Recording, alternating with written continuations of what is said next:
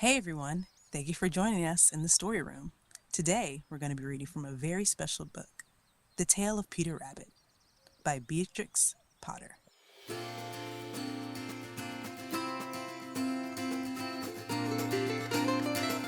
Once upon a time, there were 4 little rabbits, and their names were Flopsy, Mopsy, Cottontail, and Peter. They lived with their mother in a sandbank underneath the root of a very big fir tree. "Now, my dears," said old Miss Rabbit, "one morning you may go into the fields or down the lane, but don't go into Mr. McGregor's garden. Your father had an accident there. He was put in a pie by Mrs. McGregor. Now, run along and don't go into mischief. I'm going out." Then old Miss Rabbit took a basket and her umbrella and went through the wood to the baker's. She bought a loaf of brown bread and 5 currant buns. Flopsy, Mopsy, and Cottontail, who were good little bunnies, went down the lane to gather blackberries. But Peter, who was very naughty, ran straight away to Mr. McGregor's garden and squeezed under the gate. First, he ate some lettuces and some French beans, and then he ate some radishes. And then, feeling rather sick, he went to look for some parsley. But round the end of a cucumber frame, whom should he meet but Mr. McGregor?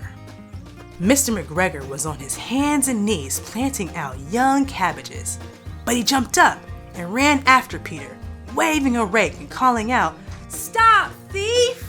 Peter was most dreadfully frightened. He rushed all over the garden, for he had forgotten the way back to the gate. He lost one of his shoes among the cabbages and the other shoe amongst the potatoes. After losing them, he ran on 4 legs and went faster, so that I think he might have got away altogether if he had not unfortunately run into a gooseberry net and got caught by the large buttons on his jacket. It was a blue jacket with brass buttons, quite new. Peter gave himself up for lost and shed big tears, but his sobs were overheard by some friendly sparrows who flew to him in great excitement and implored him to exert himself. Mr. McGregor came up with a sieve, which he intended to pop upon the top of Peter, but Peter wriggled out just in time, leaving his jacket behind him, and rushed into the tool shed and jumped into a can. It would have been a beautiful thing to hide in if it had not had so much water in it. Mr. McGregor was quite sure that Peter was somewhere in the tool shed, perhaps hidden underneath a flower pot. He began to turn them over carefully, looking in under each one.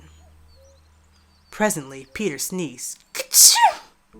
Mr. McGregor was after him in no time and tried to put his foot upon Peter, who jumped out of a window, upsetting 3 plants.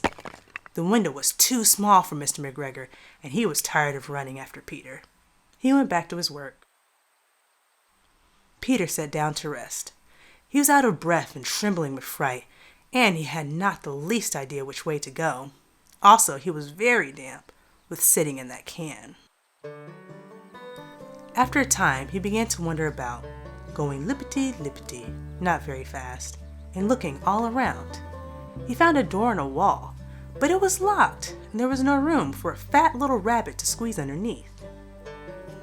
An old mouse was running in and out over the stone doorstep, carrying peas and beans to her family in the wood. Peter asked her the way to the gate, but she had such a large pea in her mouth that she could not answer. She only shook her head at him. Peter began to cry. Then he tried to find his way straight across the garden, but he became more and more puzzled. Presently, he came to a pond where Mr. McGregor filled his cans. A white cat was staring at some goldfish.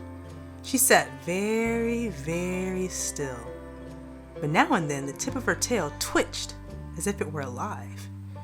Peter thought it best to go away without speaking to her. He had heard about cats from his cousin, little Benjamin Bunny. He went back towards the tool shed, but suddenly, quite close to him, he heard the noise of a hoe. Scratch, scratch, scratch, scratch. Peter skirted underneath the bushes, but presently, as nothing happened, he came out and climbed upon a wheelbarrow and peeped over. The first thing he saw was Mr. McGregor hoeing onions. Peter got down very quietly off the wheelbarrow and started running as fast as he could go along a straight walk behind some black currant bushes. Mr. McGregor caught sight of him at the corner, but Peter did not care. He slipped underneath the gate and was safe at last in the wood outside the garden. Mr. McGregor hung up the little jacket and the shoes for a scarecrow to frighten the blackbirds. Peter never stopped running or looked behind him till he got home to the big fir tree. He was so tired that he flopped down upon the nice soft sand on the floor of the rabbit hole and shut his eyes. His mother was busy cooking. She wondered what he had done with his clothes. It was a second little jacket and pair of shoes that Peter had lost in a fortnight. I am sorry to say that Peter was not very well during the evening. His mother put him to bed and made some chamomile tea, and she gave a dose of it to Peter. 1 tablespoon to be taken at bedtime. But Flopsy, Mopsy, and Cottontail had bread and milk and blackberries for supper.